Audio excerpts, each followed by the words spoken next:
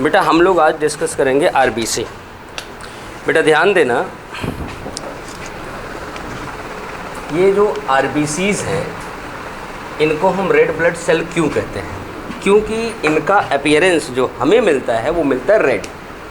Red मिलता है due to presence of haemoglobin molecules. ठीक, अब कोई पूछ लेगा कि अगर हीमोग्लोबिन ना हो तो कैसा कलर मिलेगा? मैंने आपको बताया था स्ट्रॉ कलर या पेल येलो कलर, वही बात हुई, भूसे का कलर, तूड़ी का कलर। ठीक, नहीं राजमा कलर होता है, राजमा छिलका हटाने के बाद वो कलर मिलेगा।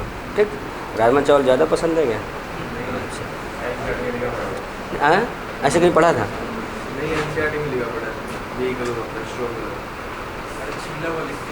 स्ट्रॉ राजमा नहीं होता बेटा, स्ट्रॉ भूसा होता है। हाँ पेल येलो। इधर ध्यान देना। अब सवाल है कि अगर हीमोग्लोबिन होने की वजह से लाल होता है तो एक आरबीसी में कितना हीमोग्लोबिन होता है? एक आरबीसी में, एक रेड ब्लड सेल में कितना हीमोग्लोबिन होता है? 12 to 15। ये कैसे पता बेटा? गलत पढ़ा है। वो जो आपने पढ़ा है वो 12 to 15 ग्राम हीमोग्लोबिन पर 100 ml ऑफ ब्लड है। अभी लिखाऊंगा बेटा, लिखने की जरूरत नहीं है। ठीक, एक्चुअल में एक आरबीसी में जो हीमोग्लोबिन मॉलिक्यूल होता है वो होता है लगभग 25 से 28 crore molecule, on average 26.5 crore. और पिछले चैप्टर मैंने आपको पढ़ाया था कि एक haemoglobin molecule 4 molecule oxygen carry करता है। सोचो तो एक आरबीसी में कितना ऑक्सीजन मॉलिक्यूल कैरी होता है? अगर 25 × 4 कर दें कितना हो गया? 100 करोड़।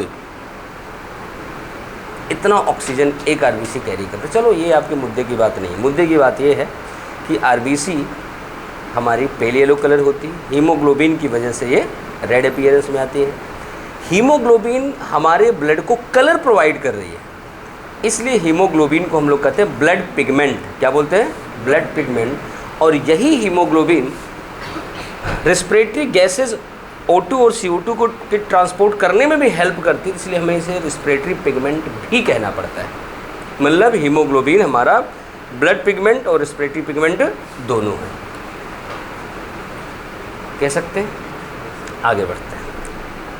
मैंने आपको कल बताया था, लास्ट क्लास में लिखवाया था, नहीं इंट्रोडक्शन दिया था आरबीसी का, तो बताया था कि आरबीसीज हर जगह नहीं पाई जाती। ये पाई जाती केवल और केवल वर्टिब्रेट्स में। कहाँ पाई जाती है? वर्टिब्रेट्स में। और यहीं से लिंक्ड सवाल बन गया कि जो अर्थवॉर्म है उसका ब्लड लाल होता है लेकिन आरबीसी नहीं होती, तो कैसे लाल होता है? क्योंकि हीमोग्लोबिन प्लाज्मा में घुला होता है। ये सवाल है आपका, याद रखना, समझ गए? क्यों? क्योंकि आरबीसी की शुरुआत ही वर्टिब्रेट से होती है, उसके पहले है ही नहीं है। ठीक, चलो अब अगर हम वर्टिब्रेट में चल के आगे देखें तो हमें ह्यूमन फिजियो पढ़ना है। तो हम ह्यूमन की बात करें, ह्यूमन मैमल है, और मैमल की एक विशेषता है बेटा, जो उसकी आरबीसीज है, उसकी आरबीसीज बाई कनकेव होती है, बीच में से पिचक जाती है, किनारे किनारे फूली होती है। कैसी होती है? By concave. बाई कॉनकेव मतलब आप ऐसे इसे बना सकते हो, ऐसे हो गया। इसका जो डायमीटर है ये होता है 7 माइक्रोमीटर या 7.0 माइक्रोमीटर। लेकिन ये जो डायमीटर है किनारे पे ज़्यादा होगा, बीच में कम हो, क्योंकि बीच में ये सिकुड़ा हुआ है, बाई कॉनकेव है। अब कोई पूछे इसमें न्यूक्लियस है तो आप कहोगे नहीं। जो मैच्योर मैमेलियन आरबीसी है उसमें न्यूक्लियस और सेल ऑर्गेनेलिज नहीं होती। अच्छा एक बात बताऊँ, मैमेलियन आरबीसी में न्यूक्लियस नहीं है, ऑर्गेनेली नहीं है, इसे प्रोकैरियोट तो नहीं कहा जाएगा ना, यूकैरियोट ही रहेगा।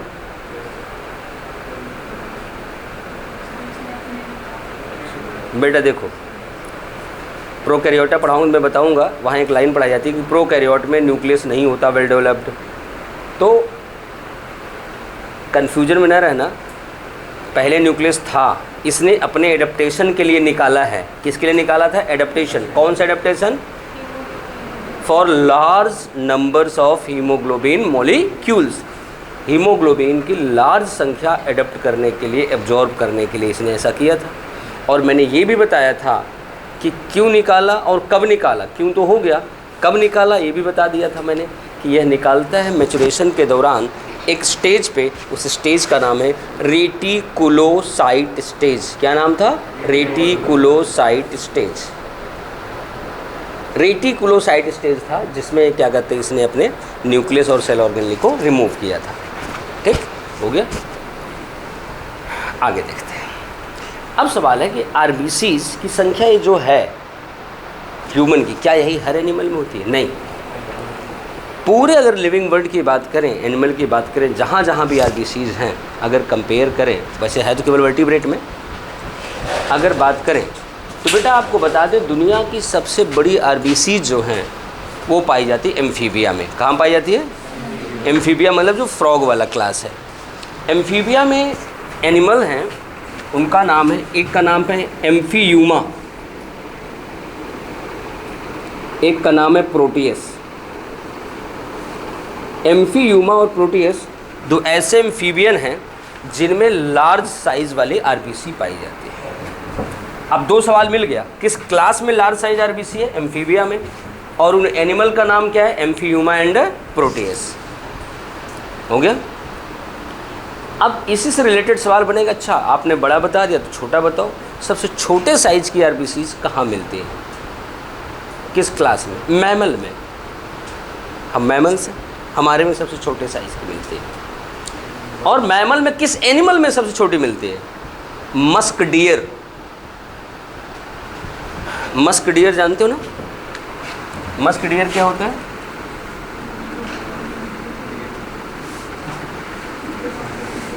मस्क डियर कस्तूरी मृग, जो महकती है उसकी कस्तूरी।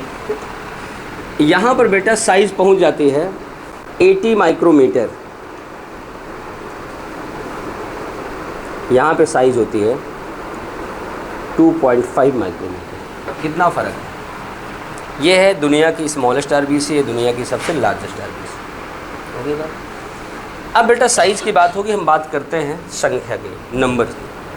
अगर नंबर की बात करें तो ह्यूमन बीइंग में, केवल ह्यूमन की संख्या जाननी है, ह्यूमन बीइंग में बेटा जो आरबीसी की संख्या है वो है लगभग 55 लाख पर mm³। इसी को आप लिख सकते हो 5.5 मिलियन। ठीक। ये मैंने जो बताया है, ये बताया है मेल का। फीमेल में होता है 4.8 मिलियन, अर्थात 48 लाख पर mm³। लेकिन आपके एनसीईआरटी ने एक ही डेटा लिखा है 5 मिलियन, मेल हो चाहे फीमेल, उन्होंने एवरेज लिख दिया है। ठीक, ध्यान। हाँ बेटा, उनकी फिजियोलॉजिकल एक्टिविटीज़ है। प्यूबर्टी के पहले डिफरेंस नहीं होता, डिफरेंस प्यूबर्टी के बाद आता है। तो बेटा ध्यान देना कि 48 लाख पर mm³ फीमेल में है, 55 लाख पर mm³ कहाँ है? मेल में। बेटा ये जो संख्या है पर mm³, इसे हम लोग कहते हैं इरेथ्रोसाइटिक वैल्यू। क्या बोलेंगे? Erythrocytic value. आरबीसी काउंट भी लिखा जाता है कहीं कहीं। इरेथ्रोसाइटिक वैल्यू है आरबीसी काउंट, आरबीसी की संख्या। अगर बेटा ये संख्या घट जाए या फिर बढ़ जाए, अगर घट जाए तो आपको लिखा मिलेगा एनीमिया। एक्चुअल में ये वर्ड उचित नहीं होता, एक्चुअल वर्ड होना चाहिए इसका एरिथ्रोसाइटोपिनिया। एरिथ्रोसाइटोपिनिया। एक्चुअल में एनीमिया वर्ड आता है decrease in amount of haemoglobin. But हम लोगों का मानना है कि आरबीसी काउंट कम है तो हीमोग्लोबिन भी कम है, तो एनीमिया हम लोग एग्ज़ाम में भी दे देते हैं, इवन डॉक्टर साहब भी रेफ़र कर देते हैं। जबकि ज़्यादा सुटेबल वर्ड इसके लिए क्या है? एरिथ्रोसाइटोपिनिया। समझ गए? लेकिन एग्ज़ाम में ज़्यादातर यही आता है, समझ गए? नहीं, दोनों नहीं देंगे। ये तो थोड़ा सा ऊपर हो गया, ज़्यादा मॉडर्न हो गया। अभी तक ट्रेंड आप में यही चल रहा है, दोनों नहीं देगा। दोनों देगा तो बोथ देगा, या फिर एक को कहीं न कहीं गलती कर देगा, पीनिया को पोइसिस कर देगा, आप पीनिया समझ के लगा दोगे। ठीक, ध्यान देना। अगर संख्या बढ़ जाए जिसे क्या बोलेंगे? पॉलीसाइथेमिया। अगर आरबीसी की संख्या बढ़ जाए, आपको लगता है कि आप में खून ज़्यादा हो गया, ज़्यादा नहीं हो गया, बीमारी हो गई है। बॉडी में हमारे कम होना भी बीमारी है, ज़्यादा होना भी बीमारी है। आप लोगों ने आज तक ये पढ़ा होगा, वैसे वो भी नहीं पढ़ा है, विटामिन की कमी से होने वाली समस्याएं। एक्चुअल विटामिन की अधिकता से भी बीमारियां होती हैं, बट वो आपको नहीं बताया जाता। अगर इंडिया की जनता को ये बता दिया जाए कि विटामिन की अधिकता से भी बीमारी होती है, तो खाने पीना बंद कर देगी, वैसे ही नहीं खाती है। आपको बता दें, पूरे दुनिया में 840 मिलियन से ज़्यादा पॉपुलेशन हिडन हंगर से पीड़ित है, जिनको प्रॉपर खाना नहीं मिलता। और ऐसी बातें बता दो तो और खाना छोड़ के बैठ जाएंगे, ना ज़्यादा हो जाएगा, बीमार हो जाऊँगा। समझ गए ना? और जो ज़्यादा खाने से बीमार हैं उनको कोई फ़र्क नहीं पड़ता, खाओ यार, खाने के लिए पैदा हुए हैं, ठीक है, उनको फ़र्क नहीं पड़ता। तो इसलिए ध्यान रखना, इसे एनीमिया, एरिथ्रोसाइटोपिनिया और अधिक होने को पॉलीसाइथेमिया कहते हैं। ठीक बेटा, ये तो संख्या की बात होगी। अब बात करते हैं लाइफ स्पैन की। आपके ह्यूमन में जो आरबीसीज हैं उनका लाइफ स्पैन कितना है? ह्यूमन की आरबीसीज जो होती हैं इनका लाइफ स्पैन है 120 ईयर्स। समझ गए ना? फ्रॉग और डॉग,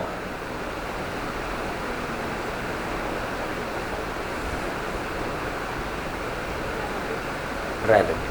फ्रॉग का है बेटा 100 डेज, डॉग का है 124 डेज, इसका है 127 डेज। और ये दोनों तो आपके काम के है ही नहीं है, मैं बस बता दिया। आपको 120 और 100 दो याद रखना है, और विशेष तौर से ज़्यादातर यही पूछा जाता है, स्टार बना दिया। ठीक, ह्यूमन के आरबीसी का जो एज है क्या है? 120 दिन।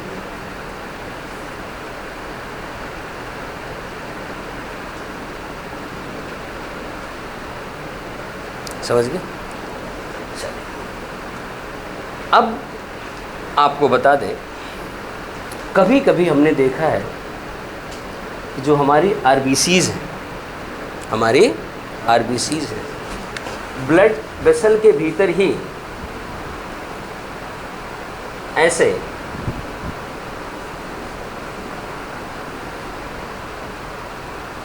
इकट्ठे हो जाते हैं। ये जो पाइल लाइक स्ट्रक्चर बनाती हैं, इसे क्या कहते हैं? ये आपके पीएमटी का सवाल है। इसे कहते हैं रॉलियक्स फॉर्मेशन, या इसे रॉलियक्स कहेंगे। इकट्ठे होने की प्रोसेस को क्या कहेंगे? रॉलियक्स फॉर्मेशन। क्या कहेंगे? रॉलियक्स फॉर्मेशन। समझ गए? भगवान कृष्ण ने गीता में कहा था, आप कर्म करते रहो, फल अपने आप मिलेगा। हम अच्छे और बुरे कर्म सब करते हैं, फल एवरेज मिला के मिल जाता है। कभी कभी हम बड़े जोश में ऐसे कर रहे होते हैं, पीछे टकरा जाता है, तो फिर वो हो जाता है। कोई बात नहीं, ये सब चलता है धीरे लाइफ में, धीरे थोड़ा बहुत। तो ये हो गया रॉलियक्स फॉर्मेशन। अब कुछ नहीं, थोड़ा विस्कोसिटी बढ़ जाती है, थोड़ा सा, हाँ, मतलब मूवमेंट में प्रॉब्लम होती है उसको, और कुछ नहीं। इधर देखो, डेंसिटी बढ़ जाती है ना। हाँ, आरबीसीज बढ़ी होती है, बट उनका वॉल्यूम ज़्यादा होता है, काउंट नहीं बढ़ता, पर mm³ नहीं बढ़ता उनका। ध्यान रखना, आधा तो पढ़ लिया कि ऊपर वालों का आरबीसी बढ़ जाती है। ठीक है, इतनी होगी बेटा। एक बात और, अगर हम आरबीसी को निकालें या ब्लड निकालें, ब्लड निकाल के यहाँ हम एक ट्यूब में रखें, तो धीरे धीरे हमारी आरबीसीज यहाँ सेटल होना शुरू कर देती है।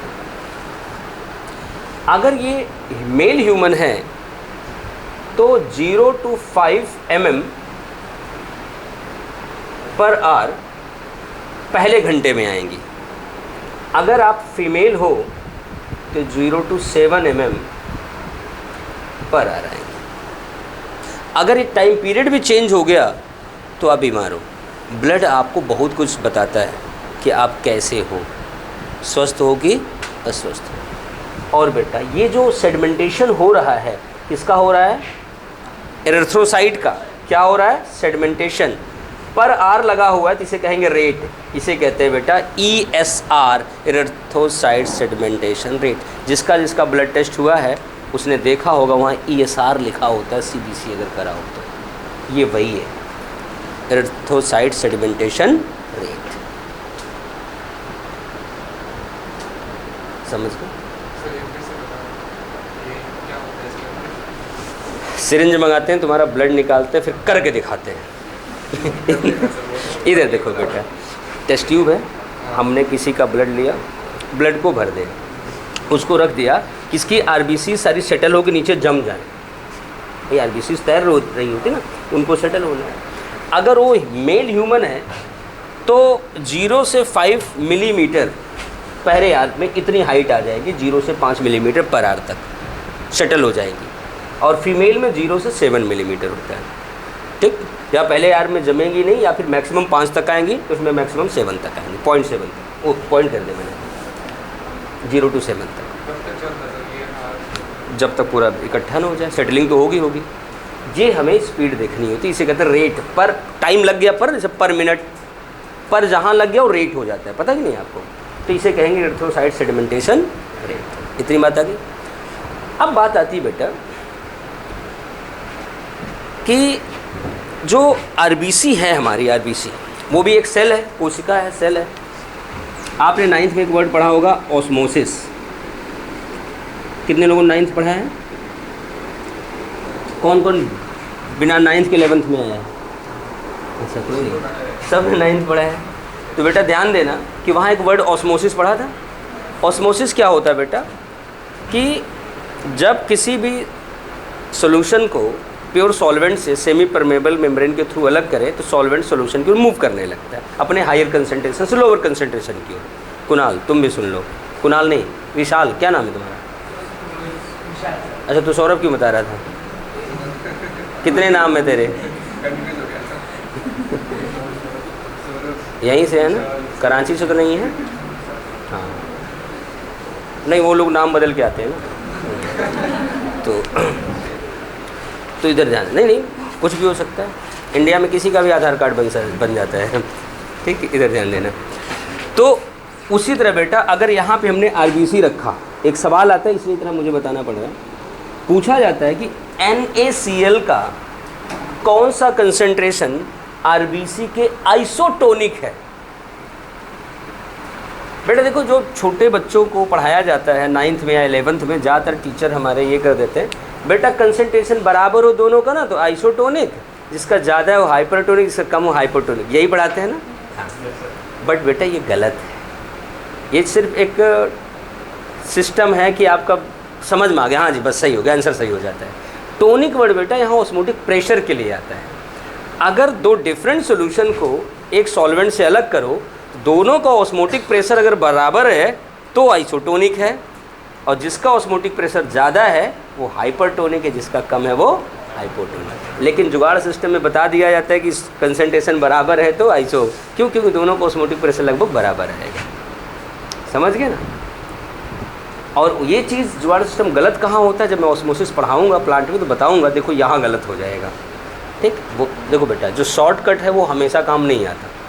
तो बेटा सवाल पूछा जाता है NaCl का कौन सा मोलर सोल्यूशन हमारे RBC के आइसोटोनिक है, अर्थात पानी का लेन देन नहीं होगा। तो आपको बता दूं NaCl का 0.7 मोलर सोल्यूशन NaCl का RBC के आइसोटोनिक होता है।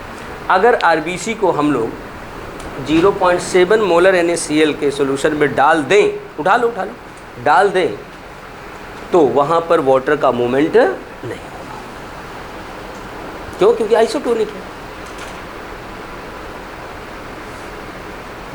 अगर पाने का अमाउंट कम ज़्यादा होता, सोल्यूशन कंसंट्रेशन चेंज होता ना, डाइल्यूट होता, कंसंट्रेट होता, तो लेन देन होता। जब दोनों की तरफ वाटर मॉलिक्यूल बराबर है तो लेन देन नहीं है। समझ गए?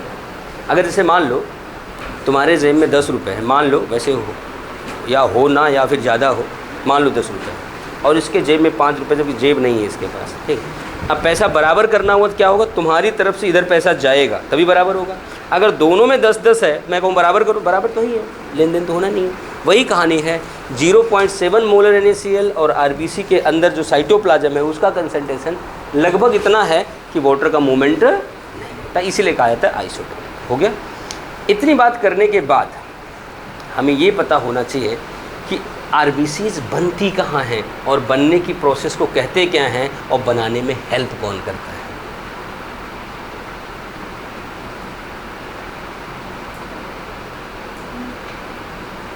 बेटा आपको बता दें, बनने के लिए वर्ड आता है पोइसिस। क्या आता है? क्या आता है? पोइसिस ना। अगर ब्लड बनेगा तो हीमोपोइसिस, क्योंकि study of blood is haematology, और हीम वर्ड आता है ब्लड के लिए। अगर RBC बनेगी तो इरेथ्रोपोइसिस, क्योंकि इरेथ्रो आता है। WBC बनेगी तो ल्यूकोपोइसिस। प्लेटलेट बनेगा तो थ्रोम्बोपोइसिस, क्योंकि थ्रोम्बोसाइट नाम है। हो गया ना? अगर RBC आप बना रहे हो तो क्या कहोगे? इरेथ्रोपोइसिस हो रही है। क्या कहोगे? इरेथ्रोपोइसिस। मतलब formation of RBC is called as, Mohit क्या कहोगे? इरेथ्रोपोइसिस। हीमोपोइसिस या इरेथ्रोपोइसिस होती कहाँ है आपकी बॉडी में? स्प्लीन। किसने बताया? बेटा बात तो सही है बट वो कंडीशनल है। हर इंसान रोज़ रोटी खाता है, रोज़ मार खाता है। क्यों कुणाल? हर इंसान रोज़ रोटी खाता है तो रोज़ मार खाता है? नहीं ना, मार तो कंडीशनल है, घर वाले कभी भी गुस्सा होते हैं। तो उसी तरह बेटा स्प्लीन में इमरजेंसी कंडीशन में बनाई जाती है RBC। अभी वो उसका नंबर आएगा। बेटा सुनो, इरेथ्रोपोइसिस हमारी बॉडी में बेसिकली होती है बोन मैरो में। कहाँ होती है? हाँ, याद आया? बोन मैरो में। लॉन्ग बोन के बोन मैरो में किनारे यहाँ पे होती है। बेटा यहाँ देखना, एपीफाइसिस, मेटाफाइसिस, डायाफाइसिस। जो एपीफाइसिस वाला रीजन होता है वहाँ पे बोन मैरो पाई जाती है, ठीक। तो वहाँ पर बेटा पाई जाती है इरेथ्रोब्लास्ट सेल्स। इतना डीप में नहीं जाना, फिर भी नाम बता दे रहा हूँ। इरेथ्रोब्लास्ट मैं इसलिए बता रहा हूँ, इरेथ्रोसाइट वर्ड आता है RBC के लिए, ब्लास्ट वर्ड आता है जो किसी चीज़ को बनाए, मदर सेल। जैसे हड्डी बनाने वाली ऑस्टियोब्लास्ट, जब आपका एम्ब्रियो बनता है ना उसमें होता है ब्लास्टोमियर, समझिए ना। तो उसी तरह होती है इरेथ्रोब्लास्ट सेल्स। इरेथ्रोब्लास्ट सेल्स क्या करते हैं?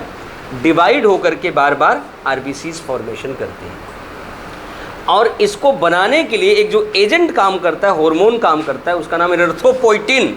क्यों? क्योंकि इरेथ्रोपोइसिस करवाता है। उसका नाम क्या है? इरेथ्रोपोइटिन, क्योंकि वो इरेथ्रोपोइसिस करवाता है, वो निकलता है किडनी से। हो गया? चलो, एक बात तो पता चल गई कि हम जो नॉर्मल एडल्ट लोग हैं या प्यूबर्टी के बाद की स्थिति है या बच्चे हैं, मतलब डेवलप्ड हैं, उनमें बोन मैरो में RBCs या ब्लड बनते हैं। लेकिन कमाल की बात आपको बता दें कि आपकी बॉडी में सबसे पहले ब्लड या RBC बनना शुरू कहाँ हुआ? फिटस स्टेज में, एम्ब्रियोनिक स्टेज में नहीं। तो एम्ब्रियो कोई बच्चा थोड़ी होता है फिटस। लीवर। कैसे पता? कहाँ? नहीं बेटा, न्यूट्रिशन वाले में लीवर के फंक्शन में मैंने लिखवाया था। बड़ा क्रेडिट ले रही, पढ़ा था मैंने। हमें पता है कहाँ कहाँ पढ़ते हो आप लोग। ठीक, चलो ठीक, कोई बात नहीं। लक्षिका सोच रही मैंने तो इतने कॉन्फिडेंस से जवाब दिया, ये भी पता चल गया। कोई बात नहीं, तुमको भी पता है, हमें पता है। तारीफ है? मैंने तारीफ ही तो किया है। नहीं नहीं, मैंने किसी का मजाक नहीं उड़ाया। कभी तुम लोग लगा कि मैंने कभी किसी को मजाक उड़ाया? नहीं, मैं कभी कुछ कहता ही नहीं किसी को। हाँ, मैंने कभी कुछ नहीं कहा। मैं देखो एक बात बताएं, आप लोग कितनी भी एनालिसिस कर लो, कहाँ कहाँ पढ़ते हो आप लोग, देखना ये तो तारीफ़ नहीं करनी चाहिए मुझे। फिर भी आप मेरे जैसा शरीफ बंदा नहीं पाओगे, चुपचाप आता हूँ, पढ़ा के चला। कभी मैंने किसी को हार्म नहीं किया, मजाक बेशक उड़ा देता हूँ, ये बात सही है। अच्छा, मैं मजाक उड़ा तो किसी सीरियसली नहीं बोला? ओए मैं भी तो लाइटली ले रहा था यार। चलो चलो आहूजा, चलो देख लो, इसको लिख लो अब। अच्छा हाँ, वो मुझे बताना था ना कि लीवर में बनता है जब आरबीसी 120 दिन की उम्र पूरा कर लेती हैं। कभी कभी बेटा आपको पता है आपके ब्लड के अंदर आरबीसी आपकी फट जाती हैं, ये नहीं सुना है? कभी कभी कुछ ऐसी कंडीशंस आती है हमारे ब्लड में, आरबीसी से मतलब डैमेज होने लगती है। वहाँ कहते हैं हीमोलाइटिक एनीमिया। हीमो मतलब ब्लड, लाइसिस मतलब फटना, ब्लड के अंदर फटने की स्थिति आ जाती है सेल की, हीमोलाइटिक एनीमिया। बहुत सारे ऐसे पेशेंट हैं हमारे पास डॉक्टर के उसमें कि जहाँ पर आरबीसी डैमेज हो रही, बंद तो रही लेकिन डैमेज होती जा रही है। उनके ब्लड के अंदर की एसिडिटी, पीएच, सॉल्ट कंडीशन सारी डिस्टर्ब है। सोचो बेचारे सर्वाइव कैसे करते हैं। अरे ब्लड कैंसर का पेशेंट देखो कैसे सर्वाइव करता है, बेचारा घुट घुट के मरता है। तो इसीलिए होता है ना कि आइडियल कंडीशन में नॉर्मली जियो, खुश रह करके बढ़िया खाओ, हेल्दी खाओ, ठीक, उसमें चटकारा हो या ना हो, लेकिन बिना चटकारे के खाया नहीं जाता। 120 दिन पूरा होने के बाद ये बुजुर्ग आरबीसी कहाँ जाएगी? मौत में मरेगी। मरने के बाद कहाँ जाएगी? कब्रिस्तान में। Spleen, spleen is referred as graveyard of RBC.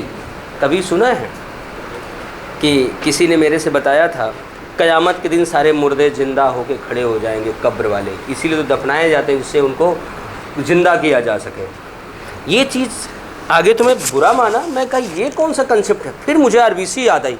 मैं कहा हाँ यार, स्प्लीन से आरबीसी इमरजेंसी के टाइम में निकल के आती है।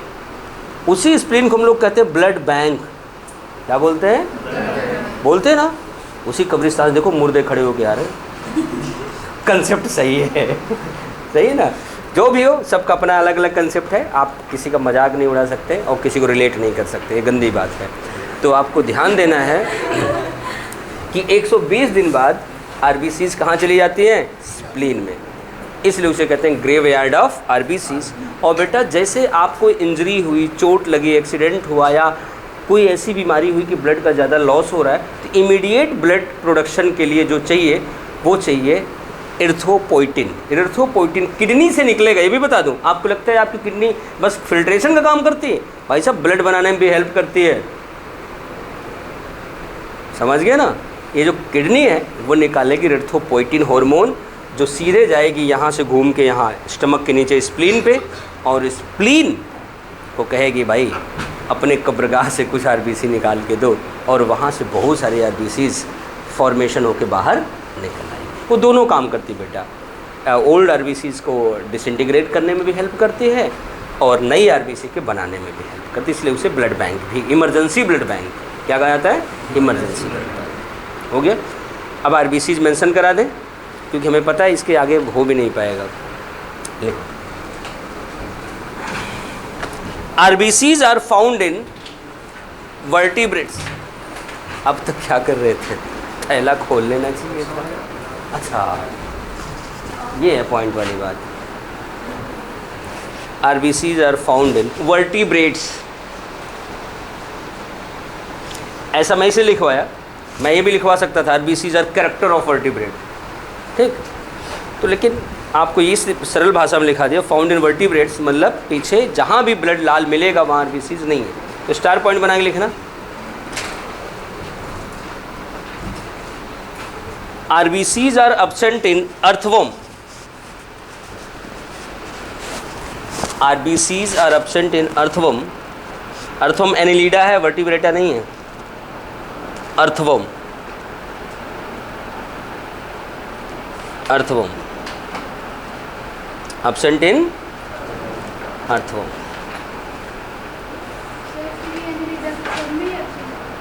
बेटा वर्टिब्रेटा के पहले जितने सब में एब्सेंट है, absent in earthworm. But blood is red in colour, लेकिन खून लाल होता है।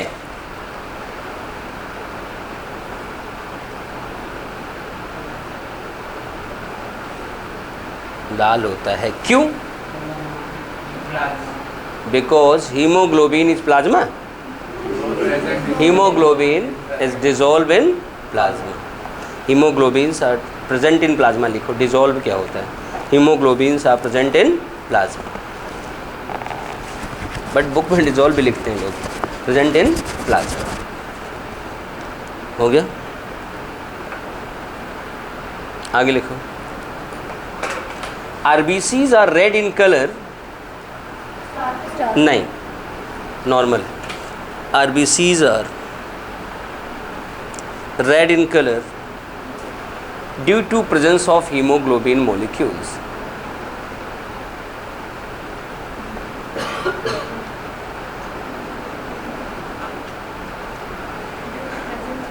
Haemoglobin molecules, one RBC contains 25 to 28 crore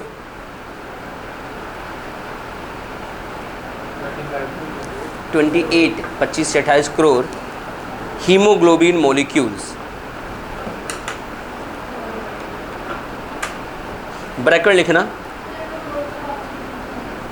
25 से 28 करोड़ हीमोग्लोबिन मॉलिक्यूल, ब्रैकेट लिखना। It makes 30% weight of RBC, पूरे आरबीसी का 30, it makes 30% weight of RBC, RBC का 30% वेट बनाता है हीमोग्लोबिन। आरबीसी हो गया, चलो आगे लिखते हैं बेटा।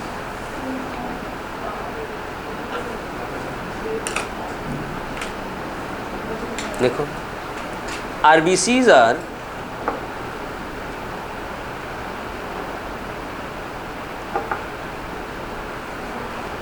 डिस्क शेप, डिस्क ऐसे गोल होती है ना, लेकिन बाई कनकेव होगी, disc shape, by concave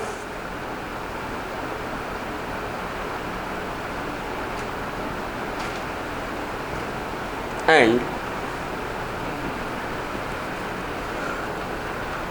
pale yellow in color, straw color, pale yellow in color, PALE, पीला वाला, हल्का बिल्कुल, जो देखो एक डार्क येलो होता है ना, जो आप लोग, एक होता है बिल्कुल जो पेपर से मैच करता रहता है वो। आगे लिखते हैं, लाइन चेंज करते हैं, स्टार पॉइंट बना के।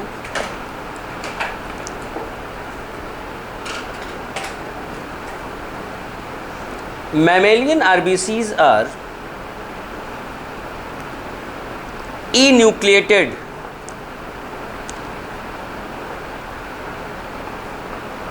enucleated, ENUCLEATED, enucleated and biconcave,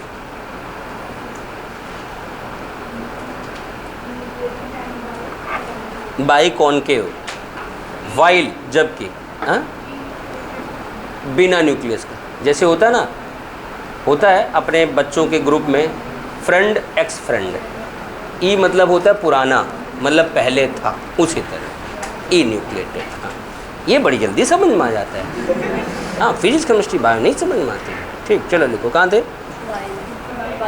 हाँ, while in camel and Lama,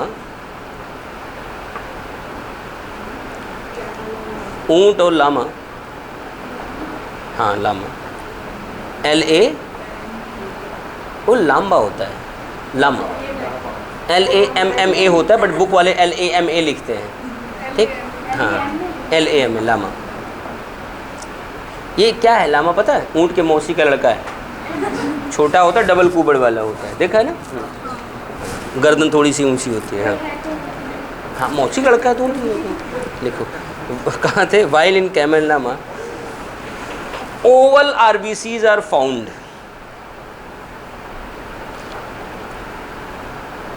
oval RBCs are found, अंडाकार होता है। ये बेटा एक्चुअल में इससे इनको डिसएडवांटेज है। क्यों? क्योंकि जो बाइकनकेव होता है उसकी एफिशिएंसी ज़्यादा होती है हीमोग्लोबिन रखने की और ऑक्सीजन ट्रांसपोर्ट करने की, बट इतना फ़र्क नहीं पड़ता। बट अगर कंपेयर करो तो थोड़ा सा है डिफरेंस, लेकिन उन डिफरेंस में आप में नहीं जाना, जो वेटनरी में डॉक्टर करेगा ना वो जानेगा ऊँट का इलाज करते समय। हाँ, आपको सिर्फ PMT निकाल के इंसानों वाला बन जाना है। हाँ, वेटनरी में जाओगे तो समस्या आ सकती है, जानना पड़ सकता है। लिख लें बेटा, ये आपको याद रखना है कि ऊँट और लामा में कैसा होता है, ओवल। आगे लिखते हैं लाइन चेंज करके। Size of humans RBC is, human RBC का साइज क्या होता है? नहीं, नॉर्मल पॉइंट है बेटा, जब स्टार होगा तो मैं बोल दिया करूँगा। Size of human RBC is 7 micrometre. बेटा मिलीमीटर नहीं, माइक्रोमीटर। देखो मैंने म्यू लिखा है, तुमने M बना दिया है। कई बच्चे भी नहीं समझ पाए, मैंने कई को लग रहा है कि मैं, बेटा म्यू ऐसे लिखा जाता है, ऐसे ये ऐसे U बना दो, हो गया म्यू। कई बच्चे समझ रहे हैं कि सर ने ऐसे करके ऐसे M बना दिया। नहीं भाई, ये म्यू है। आप लोग फिजिक्स में पढ़ते हो ना, म्यू, न्यू, ईटा, थीटा, एप्सिलॉन, पढ़ते हो ना सारा। हाँ, वहाँ तो 1.5-2 महीने आप लोग मैथमेटिकल टूल से सिखाते हैं ना। हाँ, तो फिर भी भूल जाते हो। चलो आगे लिखो, 7 माइक्रोमीटर। आगे लिखना,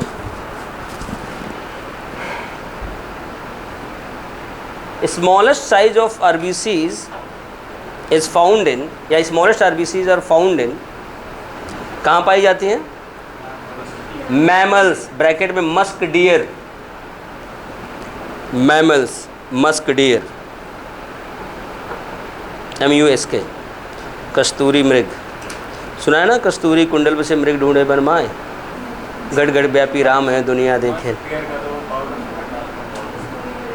क्या होता है पाउडर? नहीं भाई, परफ्यूम, डियो, पाउडर, ये सारी चीज़ का मेरा दूर दूर तक वास्ता नहीं है। साबुन सुबुन इन सारी चीज़ों का, इसलिए मुझे ब्रांड कहाँ पता रहेगा। हाँ, ये नहीं पता है। TV भी नहीं चलती, घर में की ऐड देख लूँ। नहीं, हमारे यहाँ टेस्ट ट्यूब भी नहीं है। हाँ चलो, अच्छा YouTube, हाँ वो भी नहीं है। चलो लिखो आगे, कहाँ से आगे लिखो। Large size of RBCs are found in amphibians,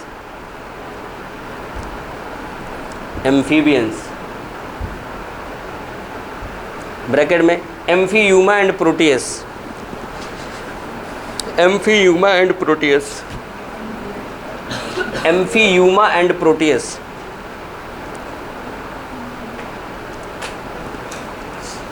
हो गया, लिखो।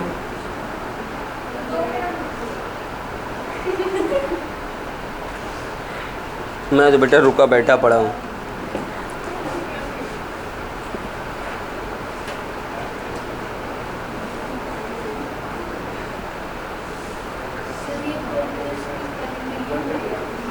किसका?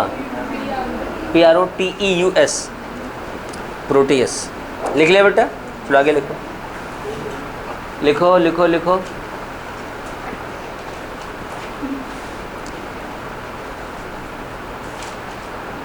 Total number of RBCs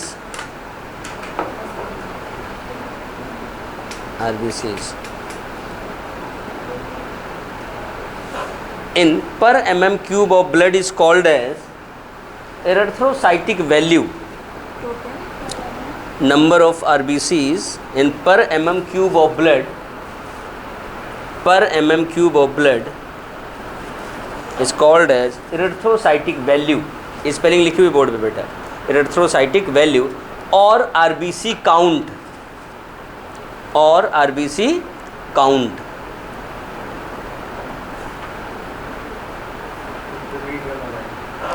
Number of RBCs per mm cube of blood is called as erythrocytic value और RBC count।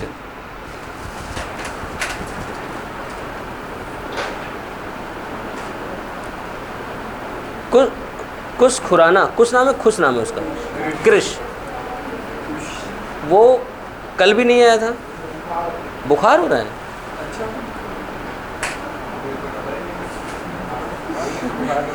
सर वो फिजिक्स की केमिस्ट्री दोनों में गया था, बारह में नहीं आया सर। नहीं वो लेट उठा रहा सर, क्योंकि उसको खाने बना रहे।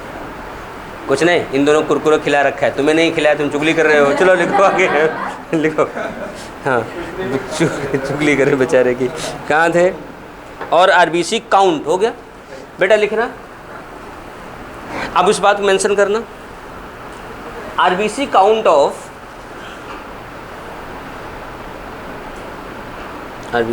Of human is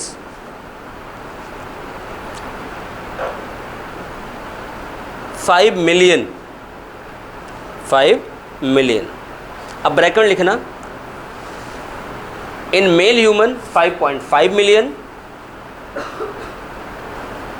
and in female human 4.8 million. दोनों का एवरेज निकाल के 5 लिख। बेटा मैंने लाख में लिखा है इसलिए 55 दिख रहा है, अब मिलियन में कन्वर्ट कर रहा हूँ तो 5.5 हो गया। In male human 5.5 million and in female human, आप लोगों ने कभी देखा है मैं कितना महान हूँ फीमेल का कि ह्यूमन वर्ड यूज़ करता हूँ, बार बार लोग मुझे मना करते हैं।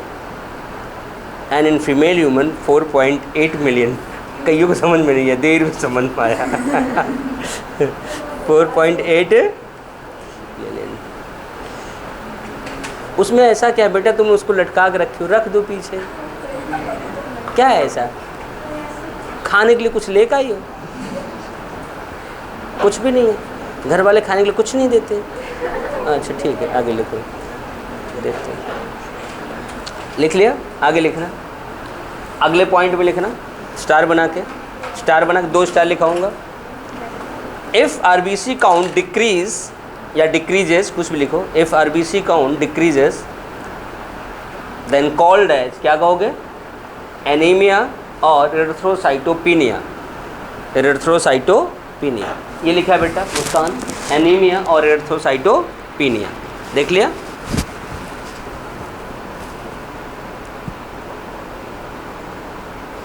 एनसीईआरटी ने इतना कुछ नहीं लिखा है ना, वो भाई साहब 4 लाइन में काम करके आगे बढ़ गए बिल्कुल। ना बेटा बहुत कुछ है उतने में ही देखना। वो तो हिंदी साहित्य वाली कहानी है, सतसैया के दोहरे जो नावक के तीर, देखन में छोटे लगे घाव करे गंभीर। एनसीईआरटी है इतनी सी और सवाल हर साल बनते हैं, सही है ना? तो वही है, उसी को हम लोग एक्सप्लेन कर रहे हैं, कुछ कर नहीं रहे हैं। ठीक, आगे लिखना अगला star point. If RBC count increases Ahuja, फिर क्या कहेंगे? हाँ, पॉलीसाइथेमिया। युगांशी तुम भी आहूजा हो गया?